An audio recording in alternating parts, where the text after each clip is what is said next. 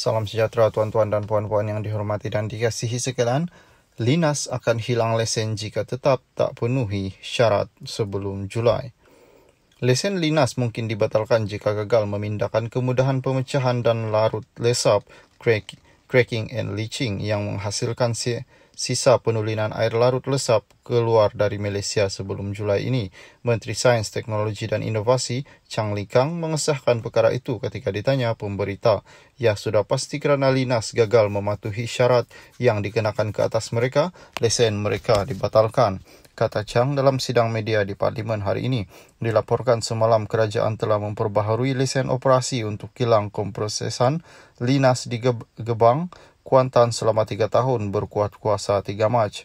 Bagaimanapun lesen itu diperbaharui dengan syarat yang sama yang diperkenalkan pentadbiran kerajaan PH pada 2020. Syarat utama itu termasuk menempatkan semula kemudahan pemecahan dan larut lesap keluar dari Malaysia sebelum Julai ini.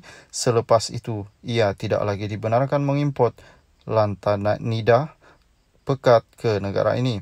Satu lagi syarat utama ialah membina kemudahan pelupusan kekal yang menyimpan sisa sedia ada sejak ia bermula operasi pada 2012. Chang juga berkata tiada insentif untuk Linas mengimport latanida pekat dari Australia atau mana-mana tempat lain ke Malaysia kerana matlamat syarat itu adalah untuk menghentikan semua pemecahan dan larut lesap di Malaysia.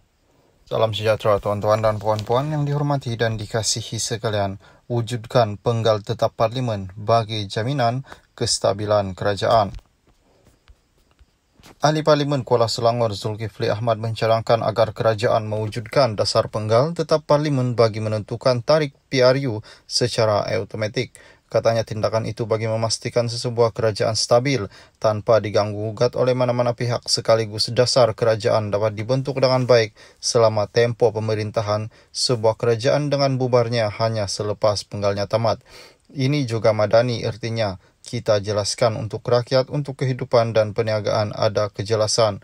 Saya cadangkan kita wujudkan penggal tetap Parlimen supaya pun pentadbiran kerajaan jelas, rakyat jelas untuk uruskan kehidupan dan perniagaan juga jelas dengan perjalanan kerajaan. Apabila penggal Parlimen ditetapkan untuk 5 tahun, tiada lagi teka-teki, tiada lagi nak tebuk atap atau ikut pintu belakang dan kerajaan yang diberi mandat dapat laksanakan tawaran, janji serta manifesto tanpa diganggu-gugat, kata Menteri Kesihatan itu ketika membahaskan usul Tita Diraja. Sebelum ini, PH dan Manifesto PRU 15 pernah berjanji untuk mewujudkan akta penggal tetap Parlimen sekiranya mereka menang PRU itu dan bentuk kerajaan. Mengulas lanjut, Zulkifli turut menegaskan penggal tetap itu hanya boleh dilaksanakan dengan mekanisme semak dan imbang yang kukuh. Ini katanya bagi memastikan dakwaan penyelewengan dana yang berlaku ketika pentadbiran lalu tidak berulang.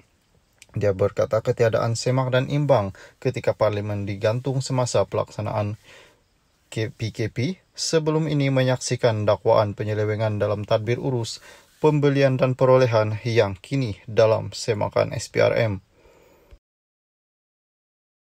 Salam sejahtera tuan-tuan dan puan-puan yang dihormati dan dikasihi sekalian. Saya hadiahkan PN1 Negeri kata Syahidan Kasim. Ahli Parlimen Arau Syahidan Kasim mencuit hati barisan anggota Dewan Rakyat pada sesi perbahasan sebelah petang hari ini dengan kisah kemenangannya di Perlis pada PRU 15. Ketika membahaskan tita yang di-Pertuan Agong, Syahidan mengakui bersyukur kerana PN menerimanya sebagai calon PRU selepas dipecat UMNO.